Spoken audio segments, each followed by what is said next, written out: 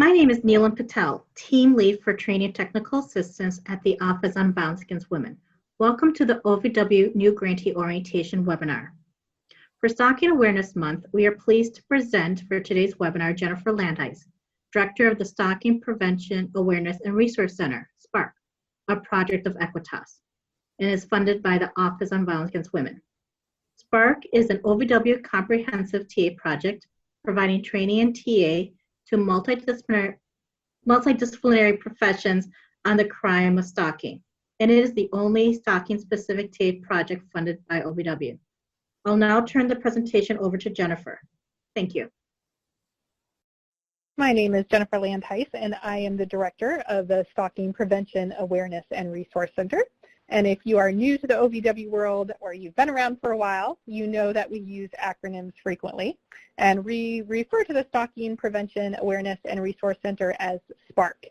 You can find our website at stalkingawareness.org.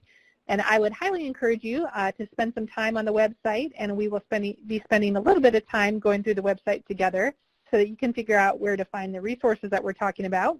On our website, we offer a couple of things that I want to point out. First is what we call our practitioner guides, which are guides that we use for specific professions such as law enforcement, guides for victim services and advocates, guides for prosecutors.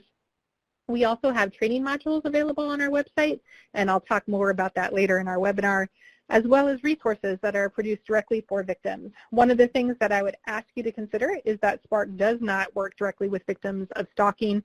Please don't refer victims to our agency. If they call us, we will connect them with local resources, which would be all of you. So please don't make them run around in circles. Please note, if they contact our office, we will connect them with all of you and the great work that you're doing. I think if the last year taught us anything, it's all about how to be flexible. So thanks for that, Stephanie. I would encourage all of you to follow us on social media. We are on all platforms, including LinkedIn, and you can follow us by our handle, which is Follow Us Legally. So check out social media for information, especially right now during January, which happens to be Stalking Awareness Month. So in a normal world, SPARC provides lots of in-person resources. For those of you that are new to being a grantee, or perhaps you have underutilized the services that your TA providers can provide, keep in mind that as a TA provider, SPARC provides all of the services to those of you that are receiving grants free of charge. So we can provide in-person trainings, we can do webinar trainings, we provide online resources. If you view this webinar today and you think that perhaps you could boost your response to stalking and you want some individualized help on how to do that, you can reach out to us and we can provide that technical assistance directly to your organization. We will also walk through where to find our recorded webinars on our website, as well as highlight that, of course, January is Stalking Awareness Month. So you will see lots of information about Stalking Awareness Month, not only on our social media feeds, but hopefully all of you are reposting that as well. So I look forward to any questions that you might have about those as well. So we're going to spend a little bit of time today talking about exactly what stalking is and encouraging you to think about how you respond to individuals who are impacted by stalking, as well as to stalking offenders in your community. So to do that, we have to ground ourselves a little bit in understanding what exactly is stalking. And we use two different definitions. We use a behavioral definition, and then we have our statutory and legal definitions.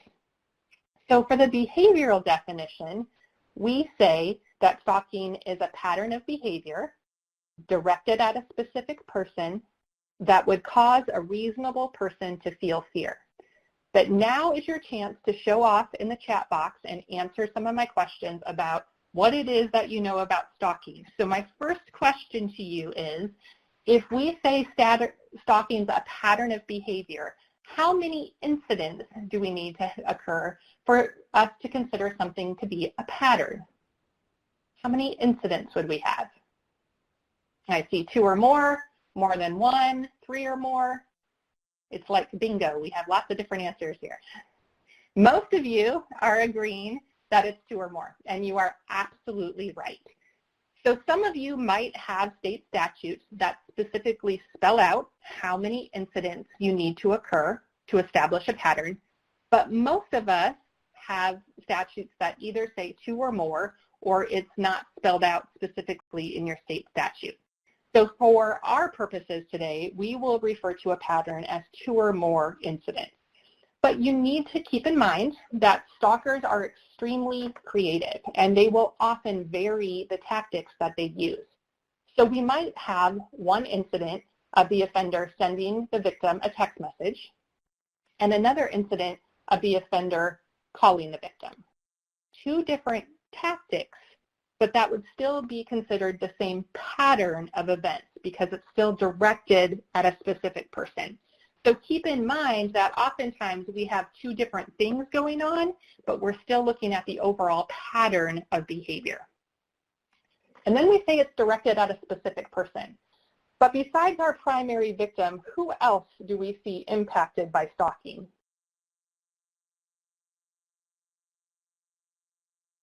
Family members, absolutely.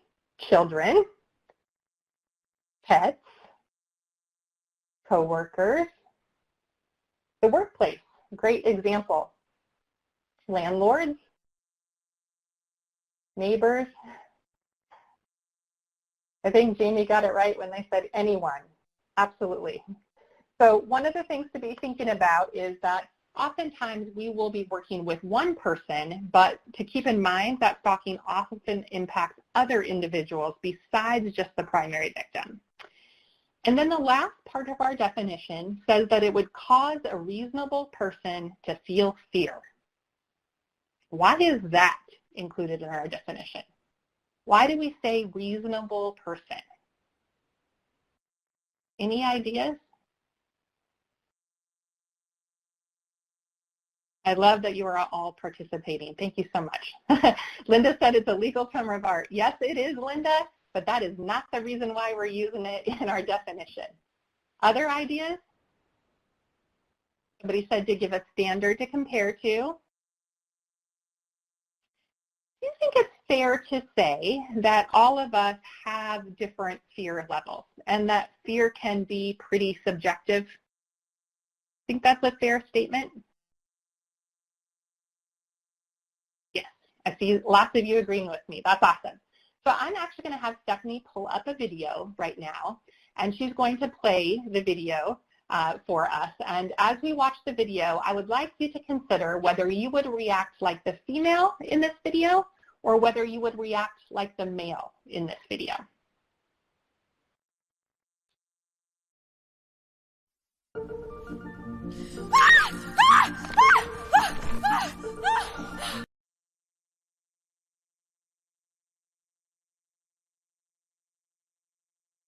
So this is a bunch that is not very scared of spiders, because I see lots of you saying that you would act like the male in this video.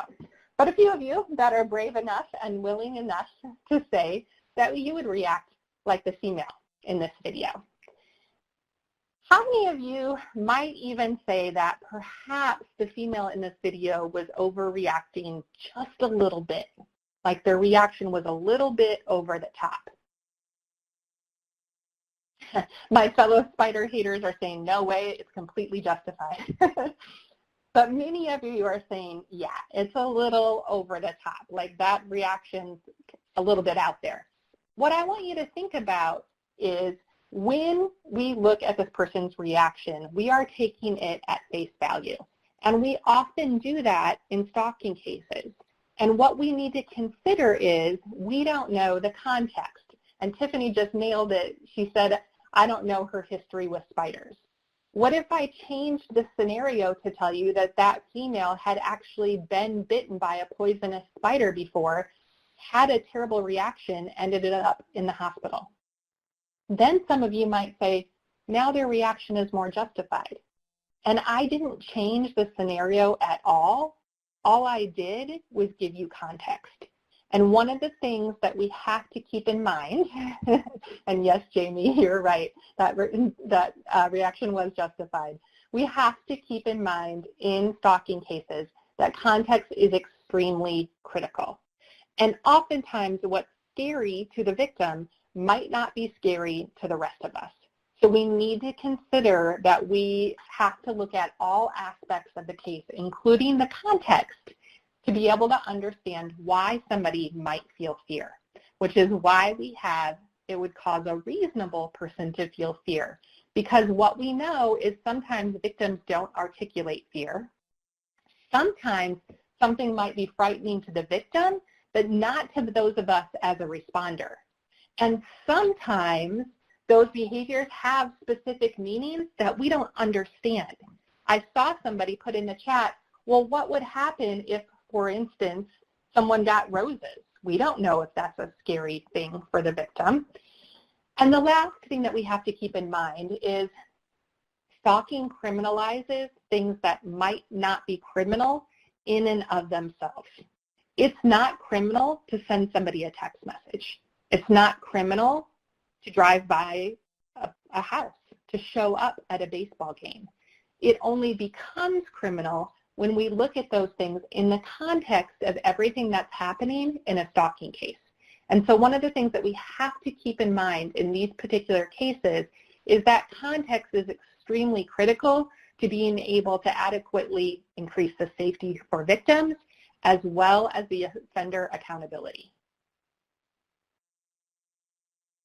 As I mentioned earlier, we also have criminal definitions of stalking.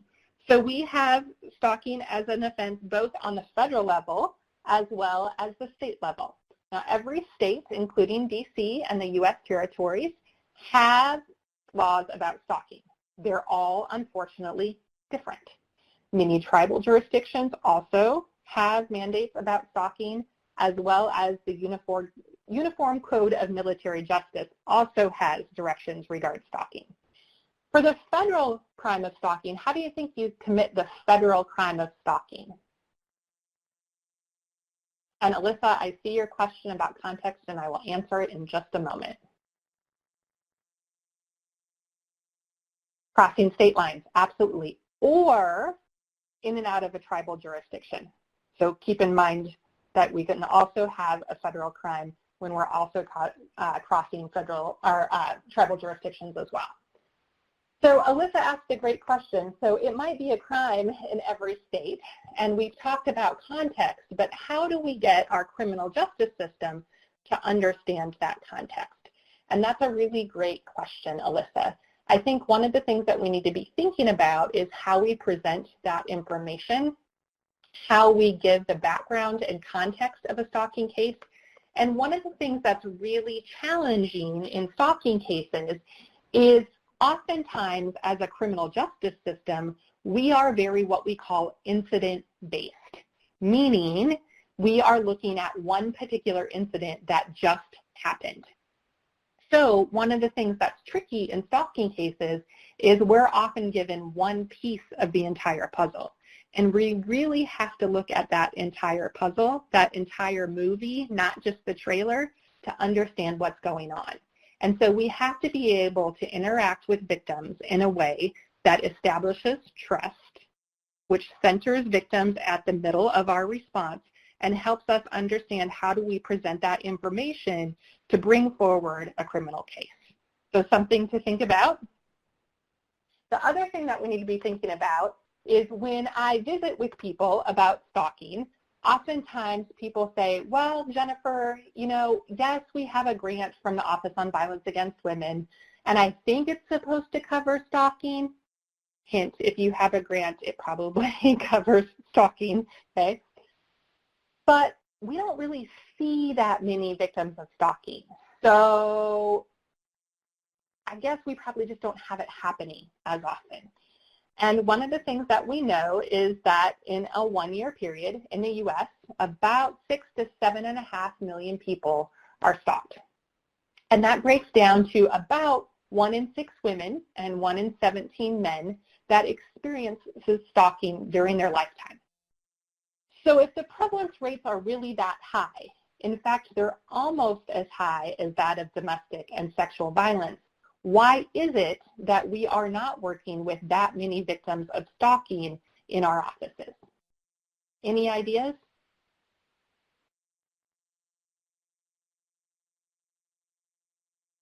Okay, I see not reporting, absolutely. Other thoughts?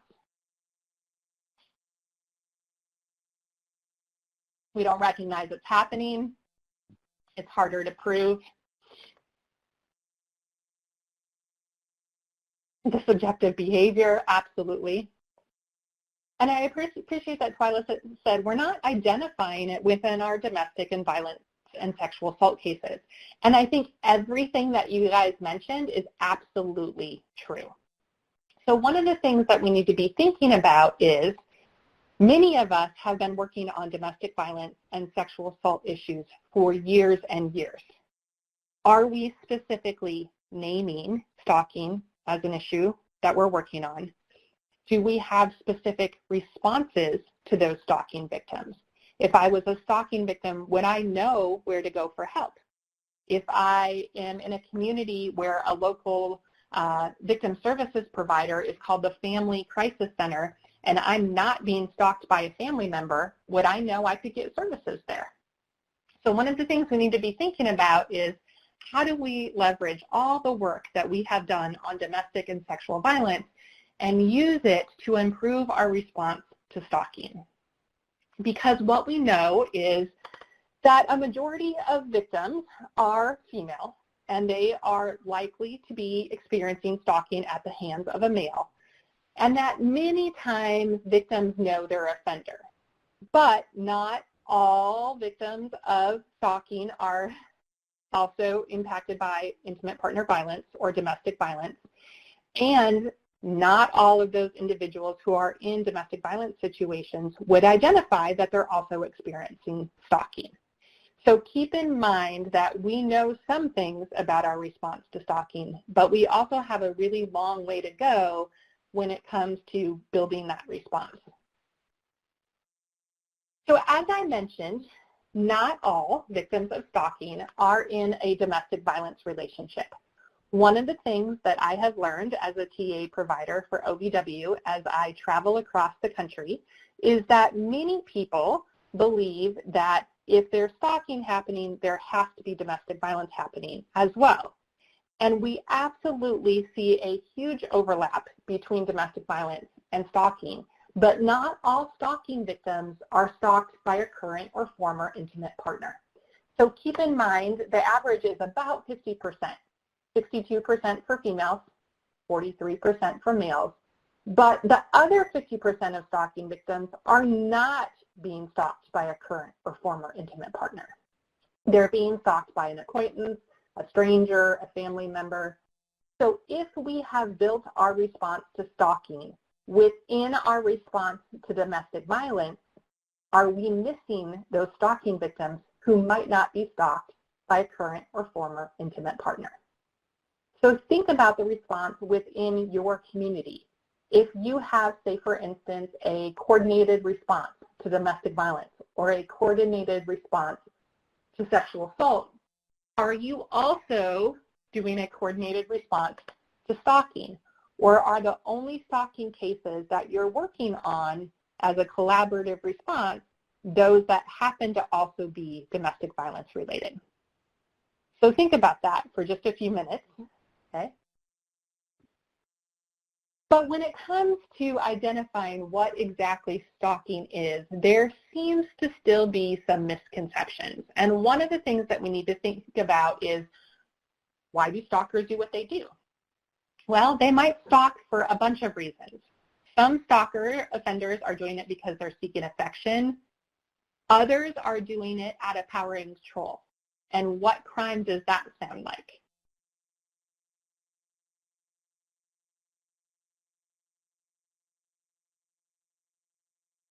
Domestic violence. Yep. You guys are on it today. All right.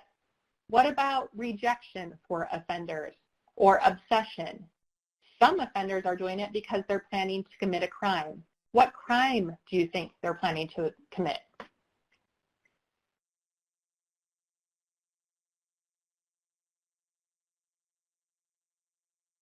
Sexual assault. Yep. Okay. And some offenders are doing it because they can, because they get away with it. The thing is, when it comes to identifying exactly what stalking is, both victims and even those of us as responders don't necessarily fully grasp all the behaviors that might constitute stalking. And so one of the things that we can spend some time on, both in our communities as well as in our internal trainings and in our coordinated community responses, is talking about what constitutes stalking. And the most helpful example I can give you to remember all of these behaviors is a framework that was developed by Dr. T.K. Logan out of the University of Kentucky. And she came up with a framework that we call the SLI framework.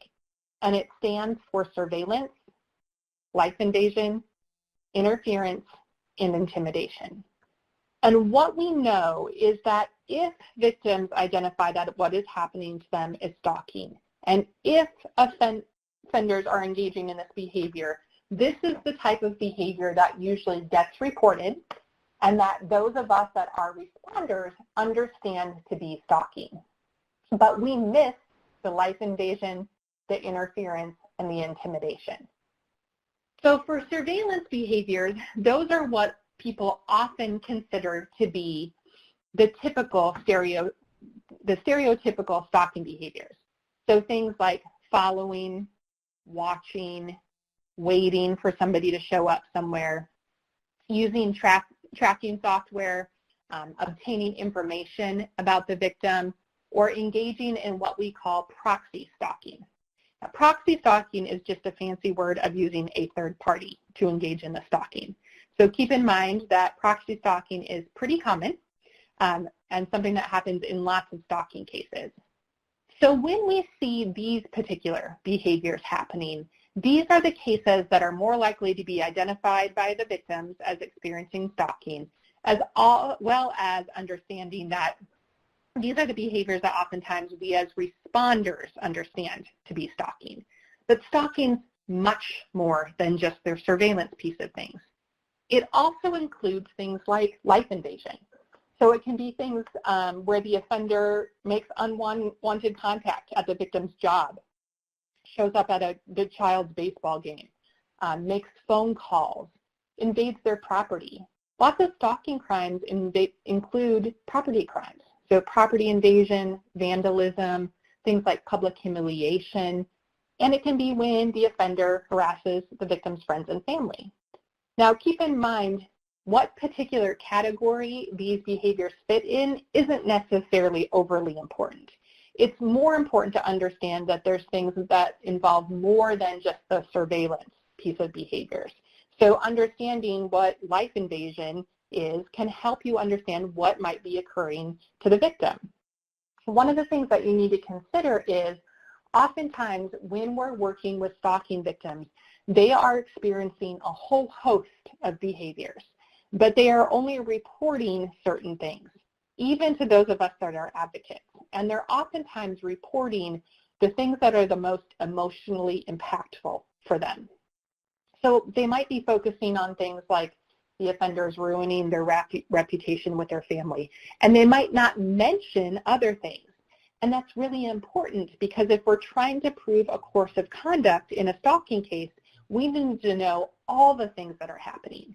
And what we know oftentimes happens is we will be working with victims and there's a whole bunch of other information that's occurring that they're not reporting.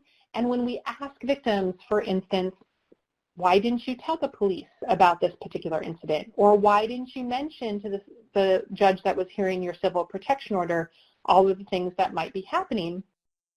What victims say to us is, they didn't ask me.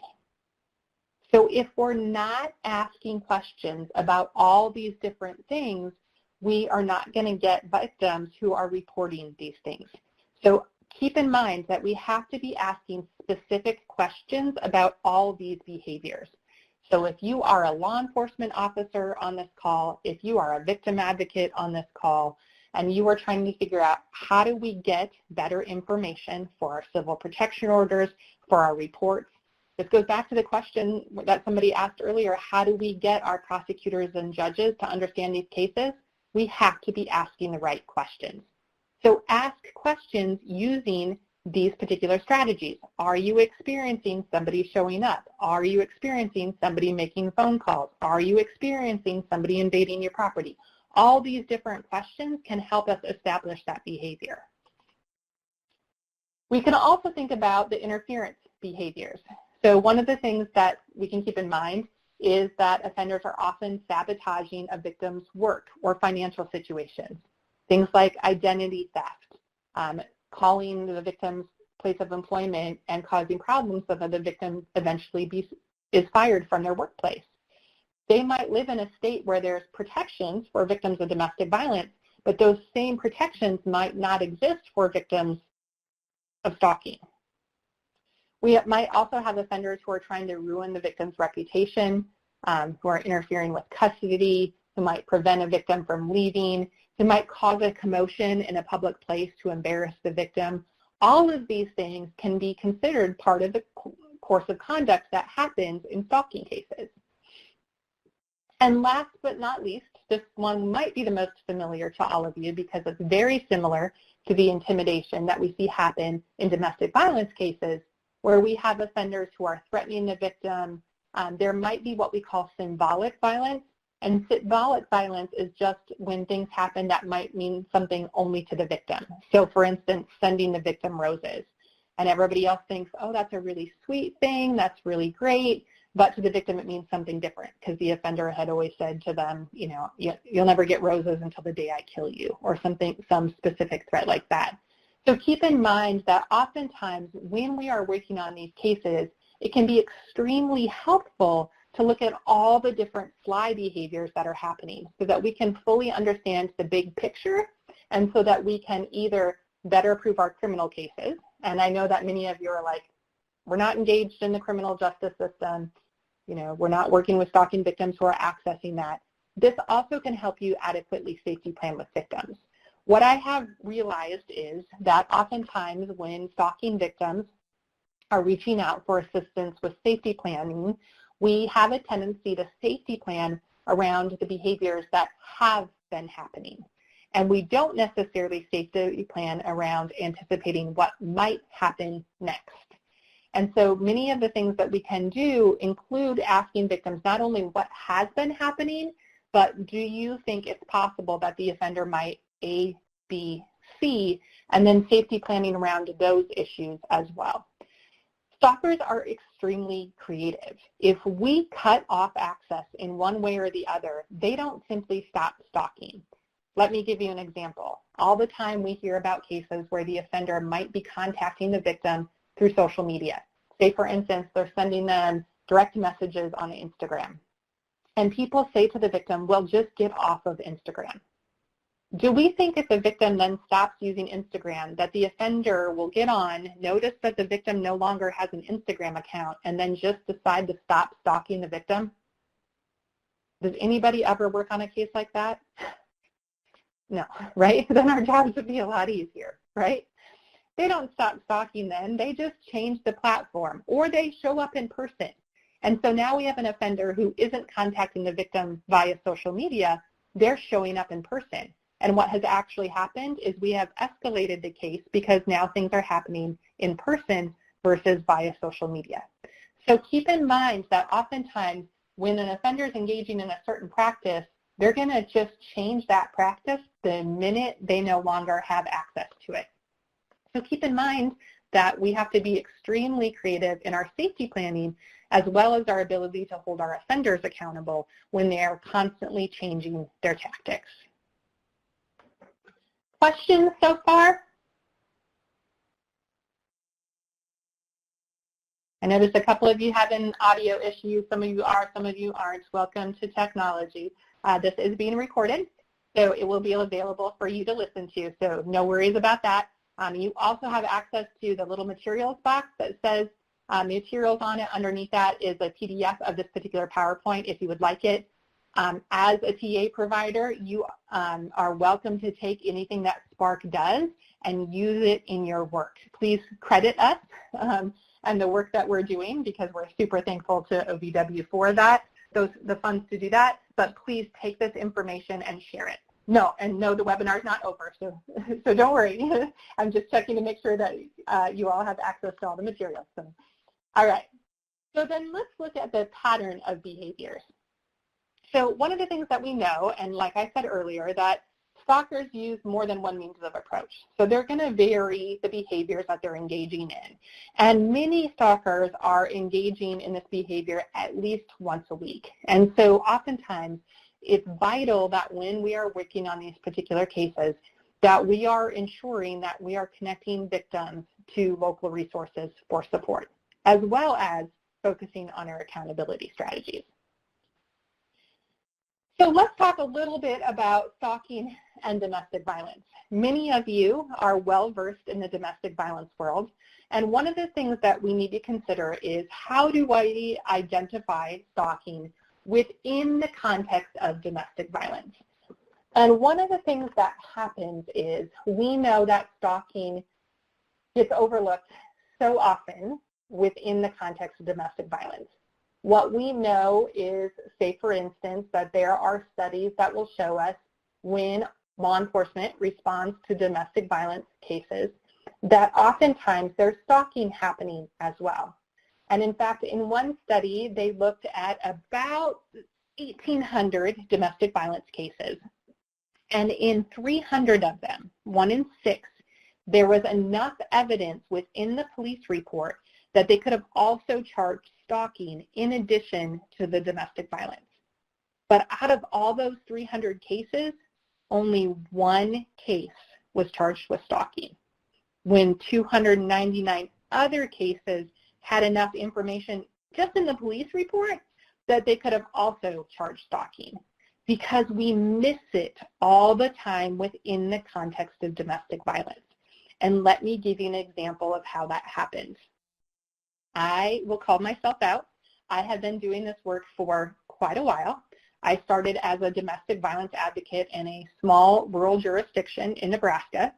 And early on in my career, one of the domestic violence victims that was receiving services from us was murdered by her intimate partner.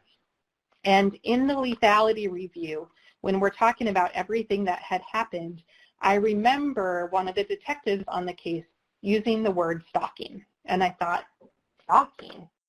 Well, like, I don't know that there's actually stalking happened. Like, yes, he was calling her, and yes, he was showing up at work, and he was driving by her parents' house, and oh.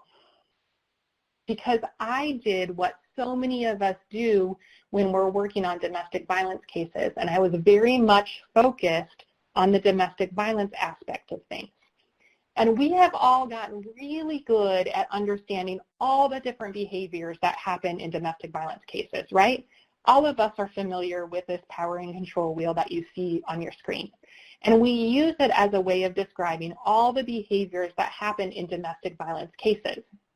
And for instance, when we have an offender and a victim who are still together, and we have the offender who's following the victim around and sending the victim text messages and driving by the victim's place of work, we have all gotten really good at saying, oh, that offender is using intimidation. They're threatening the victim. They're really coercive. We might use words like they're really jealous. And we've gotten really great about helping people understand the coercive control that happens in domestic violence cases.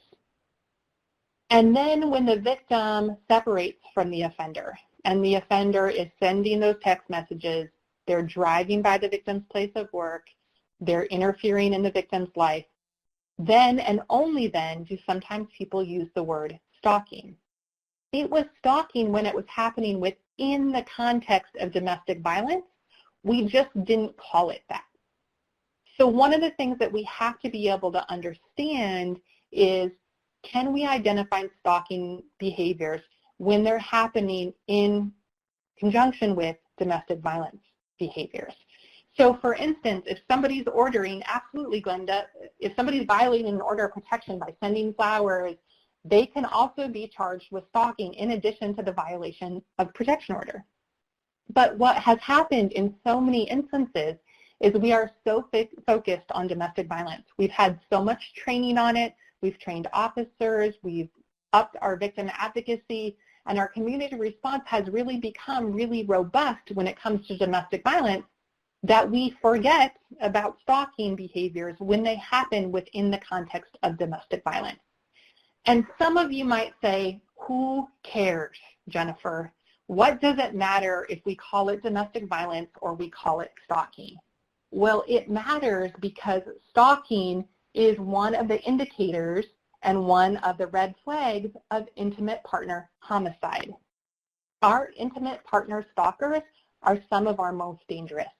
Those are the stalkers that are going to be more likely to physically approach the victim, to know all the information, to push the victim's buttons and be more interfering, to use weapons, to escalate those behaviors really quickly. And these are offenders who are likely to reoffend. What we know in stalking cases is in about 50% of the cases, if there is some kind of interference made, either the offender is arrested, there's a civil protection order put in place, somebody of importance talks to the stalker and explains what's going on and tells them to stop, in 50% of those cases, the stalking stops. When we make an intervention, it stops. But in 50% of the cases, it doesn't stop. And which cases does it continue? Intimate partner stalking cases. So keep in mind that these are the cases that are likely to continue. This is where the offender feels a right to what they're doing. And these are the cases that end up in domestic violence homicide. In 85% of attempted and 76% of completed intimate partner femicides, that's just a fancy way of a male murdering a female partner, 85% of attempted and 76% completed cases, there was an episode of stalking that happened in the year prior to the murder. But if we didn't identify that it was stalking and we didn't name it as stalking, then how are we supposed to respond?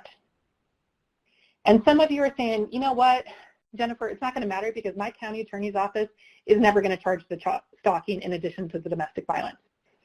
There's a couple of strategies for doing so.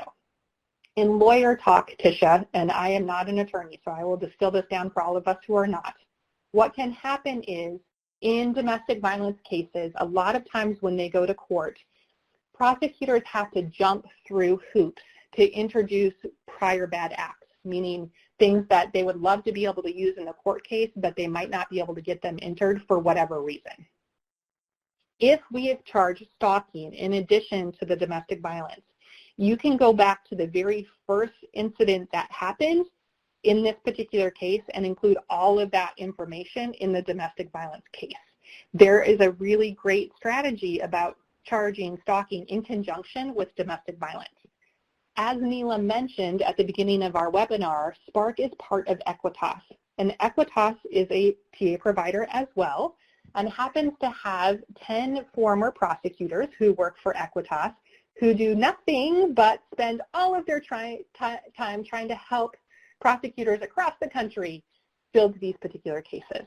So please reach out to us at SPARC if there is additional technical assistance and help that we can offer to all of you in helping recognize the intersection between domestic violence and stalking. And if everything I just said falls for you, like, it doesn't matter, Jennifer, nobody's going to listen to this, like, it's still not going to go forward in my community, take away this. If you identify stalking within the context of domestic violence, you can also better safety plan. So if you don't do it for any other reason, do it because hopefully you can help victims stay safer. Because we know that stalking is a lethality risk in these particular cases. This particular meta-analysis, so a meta-analysis is just where they take a whole bunch of research studies and they put them all together. This shows us that stalking produces a threefold risk in the increase of intimate partner homicide. So keep in mind that stalking is often a lethality factor in domestic violence cases, but if we don't identify that it's stalking and we don't call it stalking and we don't safety plan around it, then we're not doing an adequate service to the victims that we're working with. Questions that I'm missing so far? I think I'm catching them all. Okay. So yeah, so some of the questions are, it can be frustrating when there's no charges, and we all get that, right? And we all know that we need to continue to coordinate in our response to all of these issues, and to also think about, are there adequate things that we can put in place to help increase accountability? Are there things that we can look at in our coordinated community response teams? Are there trainings that need to happen both within our agency and with other agencies in being able to understand how we improve our response to stalking? And don't feel like you have to go at this alone. That's why SPARC exists. We can help you with that individualized technical assistance and training that you might need to improve your community's response. Many of you on this webinar said, wow, I didn't know that stalking was one of those lethality factors. So how are you going to share that information with other people in your community, with the other MOU partners on your grant? Be thinking about that as we move forward, and I'll give you some ideas for it as well. Like I said, you don't have to come up with all the solutions on your own. That's why we're here to help. So if you identify that stalking might be a lethality factor, now what? How many of you are using some type of threat assessment when you're working on your domestic violence cases? And I realize some of you are sexually assault specific grants, and that's okay. How many of you might be using a threat assessment in any of your cases? And if you are, tell me which one you're using. Okay, I see the LAP. What about the rest of you? Yay, I see somebody saying they use SHARP in the danger assessment. Okay. And appraise, yep, that's the Arizona one. Some of you are using the danger assessment by Dr. Jacqueline Campbell. Others of you may have developed a specific risk assessment that you're using within your community. All really great practices. So if you're doing that, keep on doing it. What I would ask you is, how many of you know that there's a stalking specific lethality assessment? And it doesn't count if you've listened to a SPARC webinar before. How many of you know that there's a stalking specific assessment? Okay, lots of you saying you did not know. Don't feel bad. It's not because you're not any good at your job. You are. Okay. Most people don't realize that there's a stalking specific risk assessment because it's only been out for about 5 years. That stalking specific risk assessment is called SHARP, and it stands for the Stalking, Harassment, Assessment, and Risk Profile. Earlier when I said this field is infamous for acronyms, here we go again. So SHARP is the risk assessment that can assist in stalking cases. So one of the things that you can be thinking about is doing threat assessment in your stalking cases. Now, some of you might already be doing a domestic violence assessment, and that's great. Please continue to do so. And I'm not saying those assessments aren't good, because they are all fantastic. They are not designed to specifically look at stalking behavior. So what I would say is, if you're using assessment, and say for instance, I'll use LAP as the example, if you do a domestic violence assessment and somebody answers yes to the, is somebody monitoring or spying on you, or is somebody possessive or controlling, those might indicate that we also have stalking happening as well. So you could take that assessment, recognize that stalking is happening, and decide to also then do a stalking specific risk assessment. Some of you might be like, I think I get it now. I think I can recognize stalking within the context, and I think we should be using a stalking risk assessment. I would highly encourage you to use this particular assessment. You can find it at coercivecontrol.org, and it's SPARC, not SHARP. It's SHARP. See, now I'm confusing our acronyms, Victoria. It's SHARP. It's S-H-A-R-P. So it stands for the Stalking, Harassment, Assessment, and Risk Profile. Okay, so you can find it at coercivecontrol.org, or you can find it on our website. So when we go through our website here in a little bit at the end of this webinar, I will show you where to find it, okay? The really nice thing about SHARP is that it gives you not only the risk assessment itself, but also safety planning suggestions. So it will say, we think this particular case has 10 out of 14 risk factors, And here's a safety plan based on those 10 particular factors. So Jessica said SHARP's really long, but it gives some good information. It is long, but I can tell you this. Yes, it's 46 questions. I can do a SHARP assessment in 7 minutes because I'm familiar with the questions, okay? The questions are yes, no, and maybe so, etc. So keep in mind that the longer you use the assessment, the more comfortable you will be with it. So it might be a little bit more intensive, say, than, for instance, a responding law enforcement officer could use on the scene, or a little bit more intensive than you might be able to use if you only have 10 or 15 minutes to visit with somebody. But it certainly could be filled out afterwards, okay? Or you can use it to help inform going forwards. You can fill out the assessment without having the victim present with you. You can have information about the case that you know and fill out the assessment. So all of those things can happen. And what it does is analyze the particular risk factors in stalking cases. And so it looks at 4 different categories. It looks at the big picture, the stalker mindset, the stalker history, and the victim vulnerability. And it looks in particular at specific factors underneath those categories. So there are 14 risk factors underneath those categories. And we won't be able to spend the entire time today going into it because we don't have that much time together. But we do have a webinar on risk assessment on our website, and I'll show you how to access that. And to answer Jacqueline's question, yes, it will give you a score. So if you fill out the assessment, it will say, in this particular case, it seems like there are 9 out of 14 factors that are occurring. So it looks at what the stalker's mindset is, what their motivation is. It looks at the stalker's history of both domestic violence as well as stalking behaviors. It analyzes how much support our victims have. Keep in mind that oftentimes when we're working on these cases, we expect stalkers to have a long and varied criminal history. And many times they do not have any criminal justice history because stalkers are extremely adept at getting away with their actions. So keep in mind that it's not unusual to be working on a stalking case where the offender has no criminal justice history, okay? Questions about SHARP, and I will show you on our website where you can find that because it's hosted on the University of Kentucky's website because it was developed by Dr. Logan. Questions on that particular assessment, especially since it's new for all of you?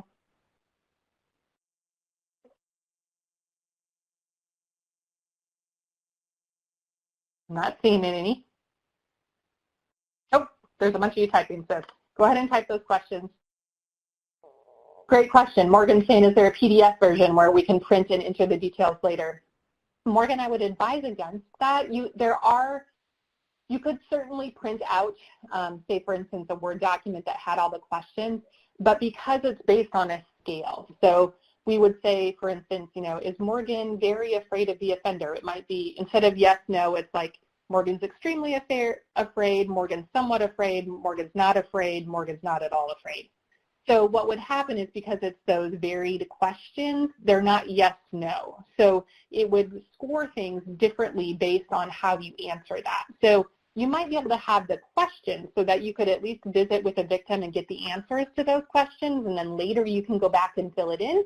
That's perfectly possible. So you could certainly do that, but primarily it would be entering those on the computer. And I know somebody's going to say, but Jennifer, we're in a rural jurisdiction and we don't have access to those resources in the middle of nowhere.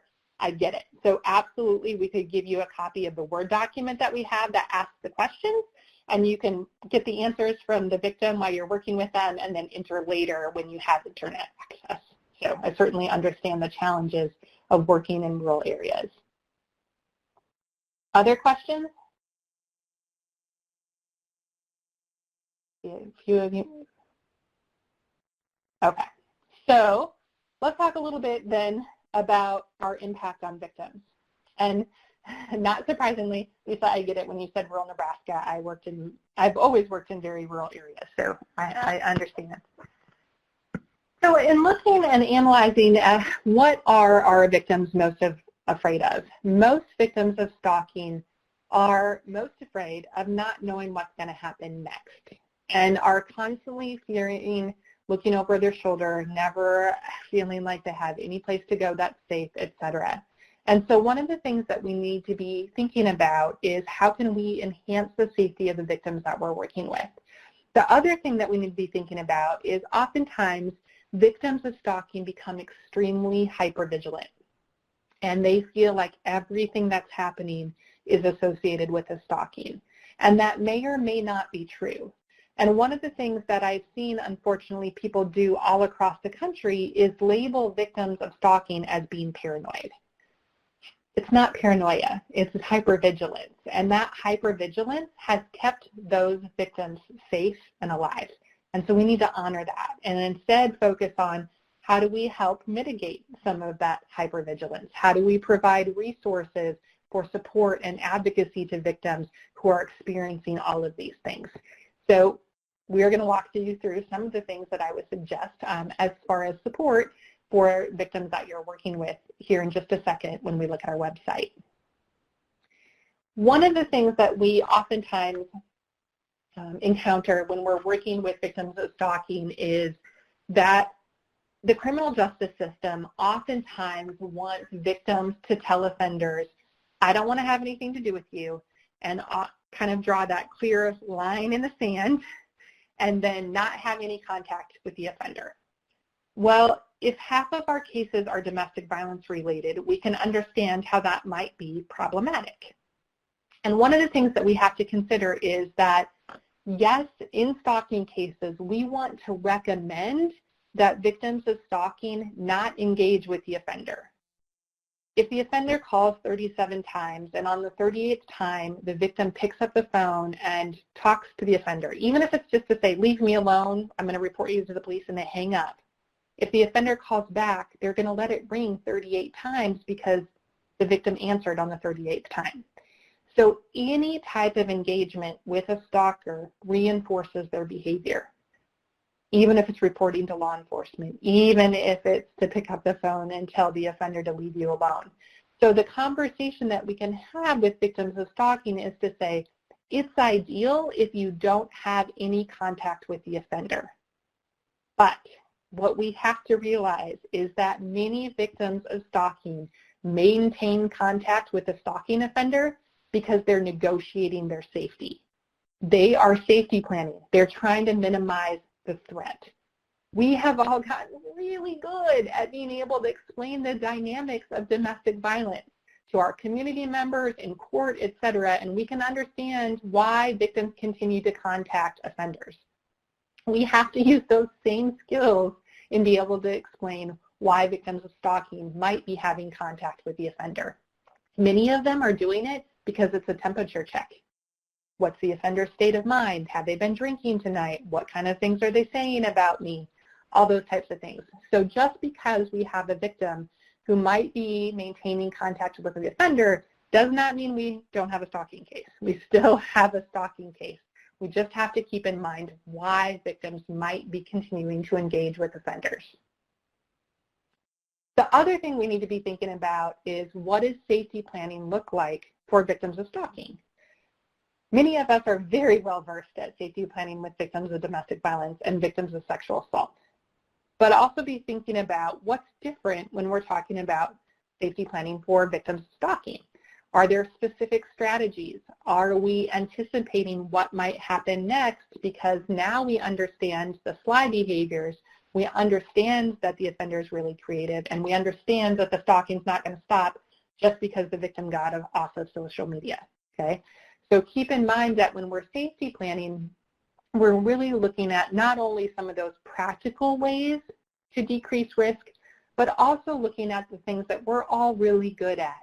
Who else can we put the victim in contact with in our community that can help keep them safer, as well as increase the accountability for the offenders in these particular situations? So we're not only looking at risk reduction, we're also looking at empowerment. I can tell you that many times when I have worked with stalking victims, simply telling them, I believe you, I see that you're scared, and I absolutely believe everything that you're telling me, can be extremely empowering to victims of stalking. And many times we have to also then focus on how do we increase the autonomy of the victims that we're working with. Can we offer them options about who they want to talk to about the stalking, who they report to, what does that report look like if they decide they want to engage law enforcement, what are the other agencies in our community that can assist in these particular cases. So thinking about using those same skills that we have developed and really honed in on for our sexual and domestic violence cases in our stalking cases as well. One of the things that oftentimes happens in stalking cases is essentially we are relying on victims to build their own cases, and we are asking them to document things. Many of us have well-intendedly said to victims, keep a journal about everything that's happened. Well, then victims bring back a 500-page journal about everything that's been happening and want us to give that to law enforcement or prosecutors in these cases. What would be more helpful would be using something like a documentation log. So this particular log is available on our website, and it can be used in stalking cases for victims to be able to keep a log of the date, time, description of the incident, the location of the incident, if anybody witnessed it, and if the police were called, what their badge number was or what the report number was, etc. Why do you think we ask about location of the incident on our documentation log?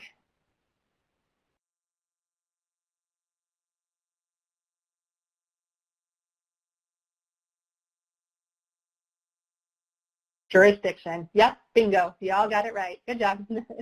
So one of the things to be thinking about is oftentimes victims get frustrated because they say, well, I've already reported it to law enforcement.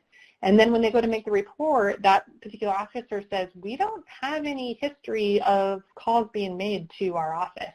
And the victim's like, what do you mean you don't have any information?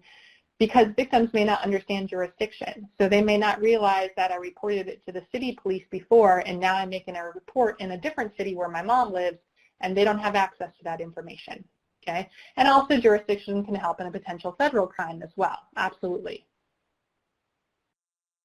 So, and yes, I will show you where to find that documentation log. But before we jump into all the resources that I want to offer you, I want to ask you all to engage in a couple minutes of honest reflection with me.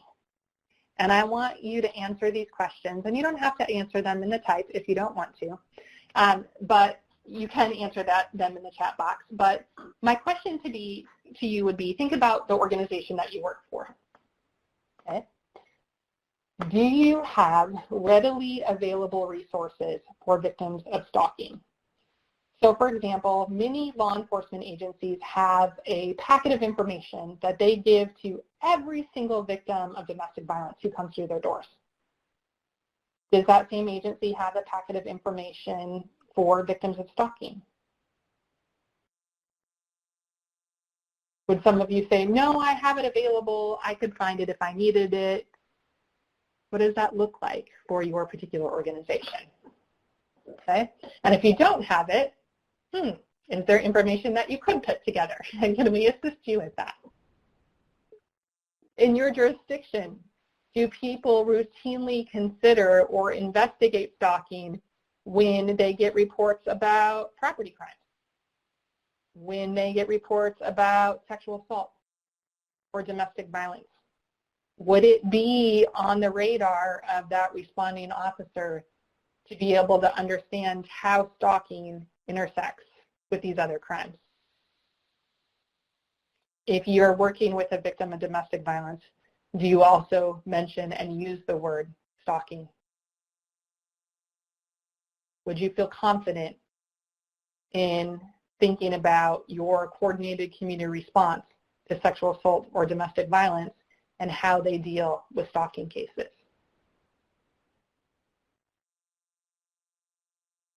Do you have routine discussions with victims about safety planning and risk assessment on stalking? Would the volunteer that answers your hotline at 2 in the morning and somebody says, I need a place to stay because my neighbor is harassing me, be able to understand that perhaps that might be a stalking case?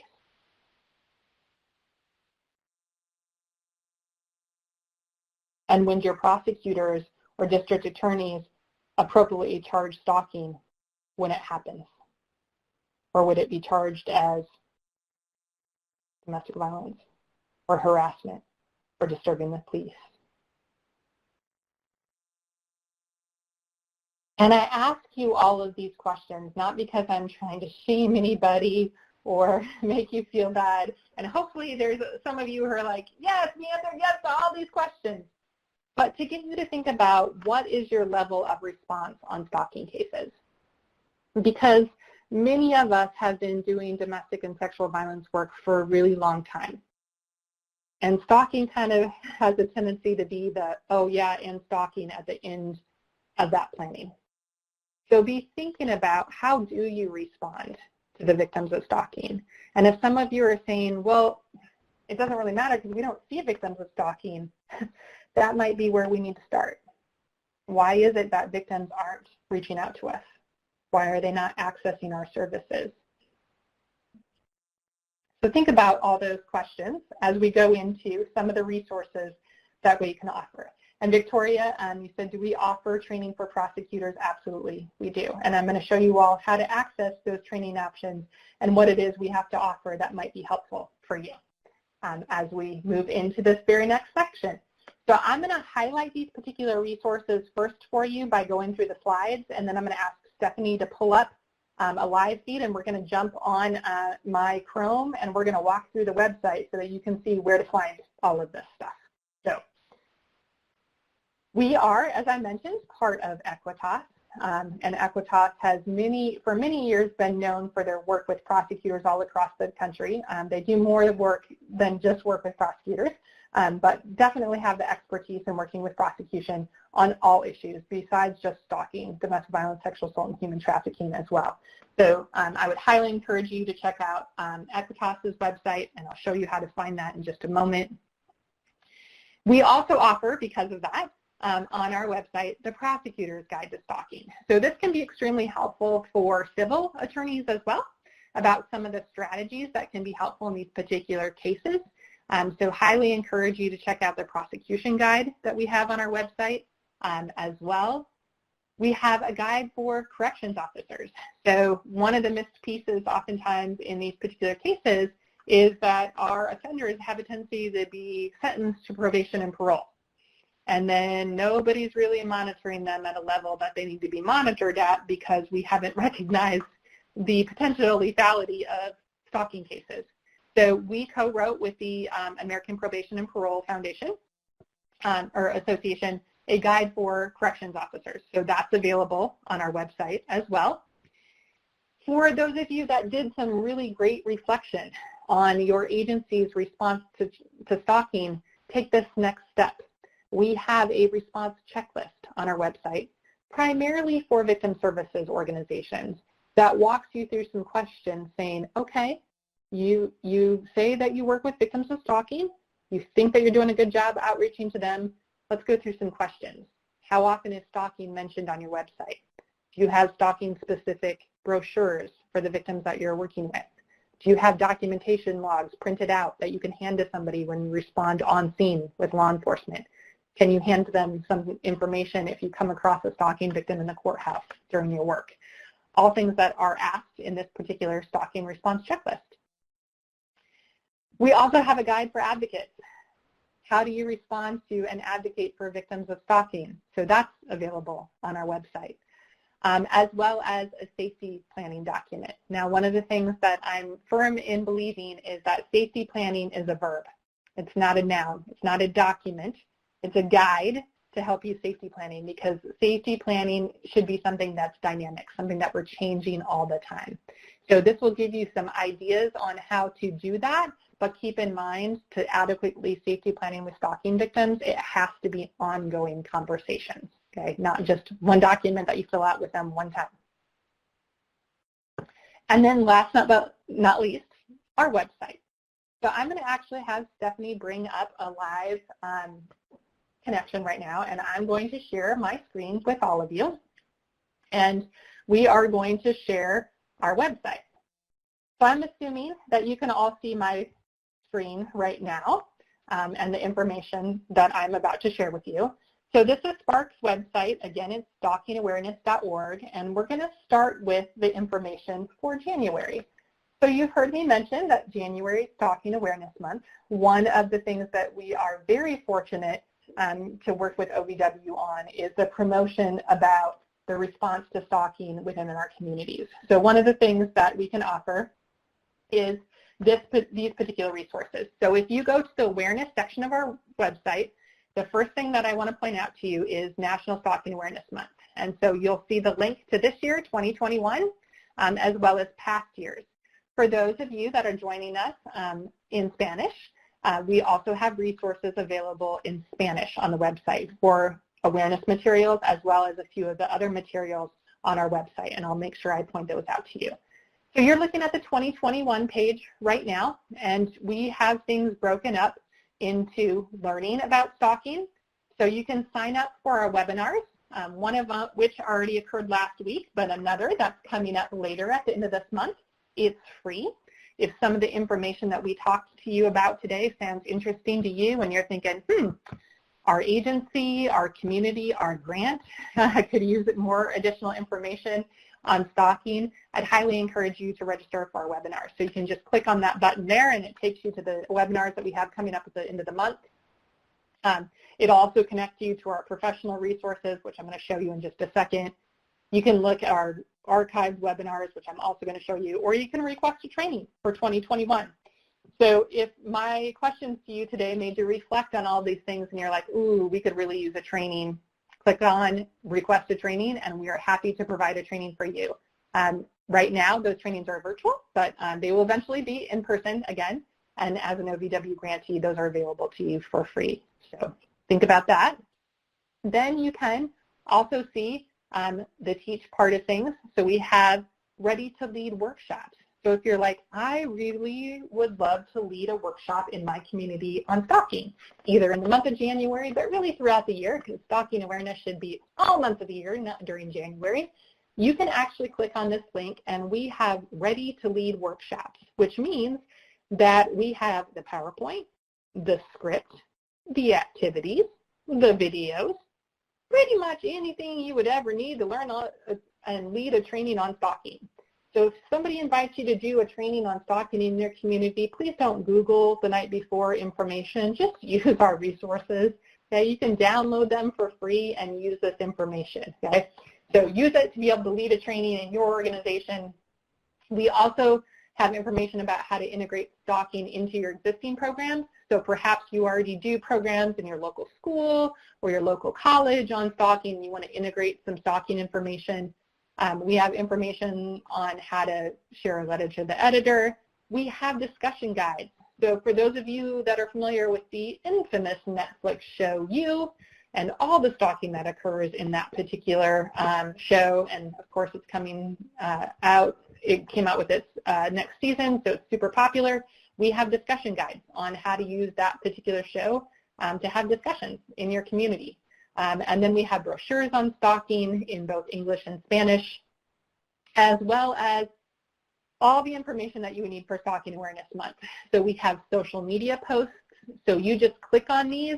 So if I would, for instance, click on Share Daily Social Media, you will see there are social media posts for Instagram and Twitter that you can just click on and share to your page, or you can repost the ones that we share. So every day in January, we're sharing a different social media post. So today, you will have all seen this one about how stalking increases the risk of intimate partner homicide, and then additional information on our website. So check out those particular social media posts, and you don't have to just use those for January. You can use those anytime throughout the year, as well as other information about Stalking Awareness Month, including proclamations, etc.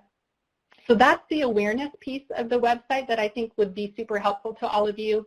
You can also find those public awareness programs under this awareness tab. So see where it says awareness, and then we're going to public awareness, and it has the curriculum that you can use right there for you and the discussion guides. There's also videos that we have on stalking that you can share on social media, that you can use in trainings, that you can have for an internal staff training. All of those videos are available on our website as well. And then I'm going to go back to the left side here. I'm going to start in the about. This is just our mission and our team and how you contact us, as well as the information tab will be extremely helpful to all of you. So I said we offer information for victims. So if you would click on this tab, it has several things that can be helpful in your work with victims. So information on hotlines they can contact, which then would, of course, get them in contact with all of you as local resources.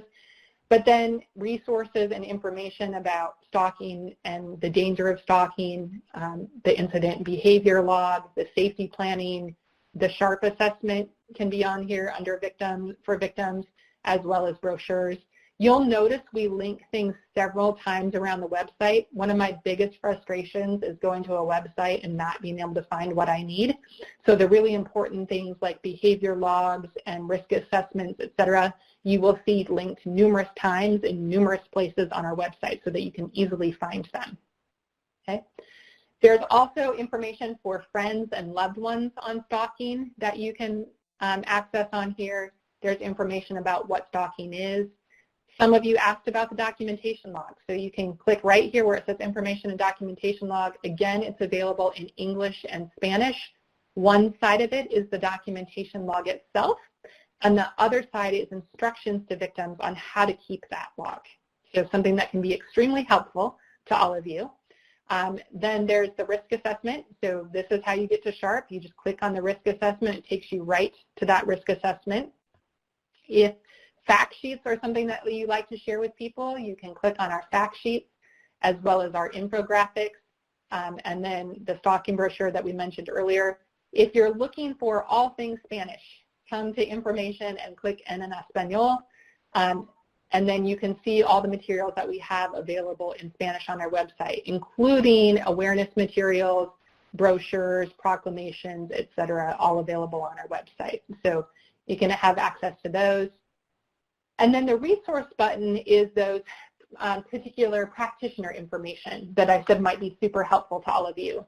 So for victim services, anybody who's involved in advocacy, mental health, et cetera, if you click on the victim services button, this is again where you can find the behavior log, a link to our partners at the National Network to End Domestic Violence and their tech safety app for the use of technology to stalk, our safety planning guides, some quick tips for advocates, your safety planning information, the SHARP assessment, the response checklist, the brochures. And then you see that goes on for different professions. So there's information for law enforcement, corrections, prosecution, and then if you're doing awareness education, our curriculum and discussion guides there as well. And then last but not least, of course, our training tab. So if you are inspired today after everything that you heard and you would like to get a training from SPARC, please click this request a training. You'll find that it takes you directly to the information. Somebody's asking for the incident behavior log in Spanish. I'll help you in just a second. So just go to the requested training site and you'll see that it's a form that you fill out online. So you fill that out and somebody from our office will be in contact with you as soon as possible. Please do keep in mind we are a national TA provider. We provide TA and training for everything to do with stalking, and we have a very, very small staff. So please be patient. You'll usually hear from us within the next day or two, but especially be patient for training requests.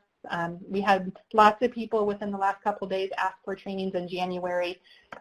In January, we book up a couple months in advance for Stalking Awareness Month. So, but we will absolutely figure out a time that we can do training. So think about that.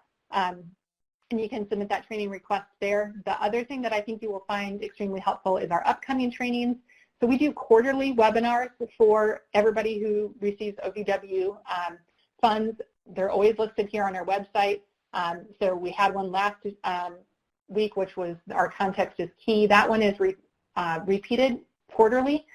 So it's kind of the 101 that you heard today. But then at the end of this month, we're doing considering the response to stalking in collaboration with Debbie Riddle, who's responsible for the creation of Stalking Awareness Month. So you can check that out and register there for free.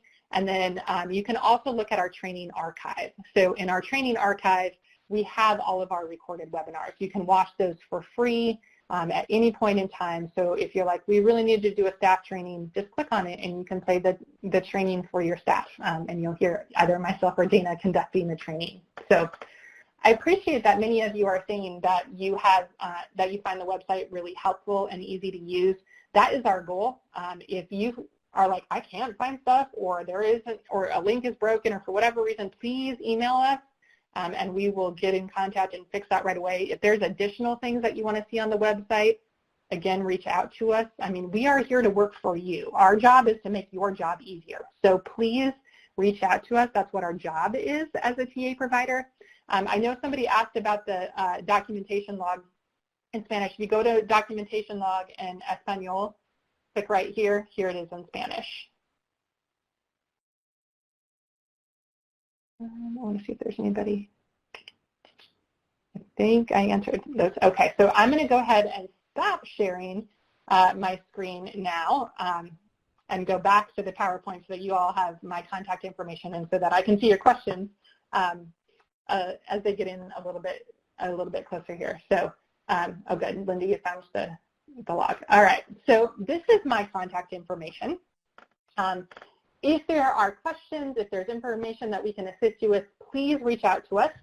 Email is always the best way to get a hold of us because there are so few of us, and because we're doing trainings all the time. I'm typically offering a webinar, and so I don't always necessarily have access to my phone all the time. So please check that out. I love that some of you are appreciating our tags on everything, which is follow us legally. So encourage you to just consider all the things that we talked about today, about your response to stalking, about the information that you can provide to the victims that you're working with. And I want to say a very deep and heartfelt thank you to all of you who are on the webinar. I know it is overwhelming sometimes, the work that we do, and I truly mean it when I say our job is to help you make your job easier. So thank you for working with victims of stalking. Thank you for the work that you do every single day. It's so vital and so important. And congratulations on your OVW award. I think I'm looking forward to hearing all the great things that many of you will do, but I'm also looking forward to the opportunity to work with many of you on a one-on-one basis and see how we can help improve the response to stalking within your community. So we're happy to, we will be posting this particular webinar on our website, and then TA to the TA is recording it as well. So look for it on our website in about a week. It takes about a week to get it converted and put it on the website. And then you're more than welcome to the PDF file on here as well. So any last additional questions before I kick it back to my amazing program manager, Neelam? I'm not seeing any come up. Neelam, is there anything additional you would like to offer? I just would like to thank you for all the work you've done over the years from the brainstorming of SPARC to the development implementation. It is a one-stop shop, so to speak, for stalking and materials for your organization. Take advantage of the wonderful tools on the website, and I thank you all for joining us for this webinar. And I hope you all have a great day and continue keeping us informed on the work you're doing to prevent stalking. Thank you.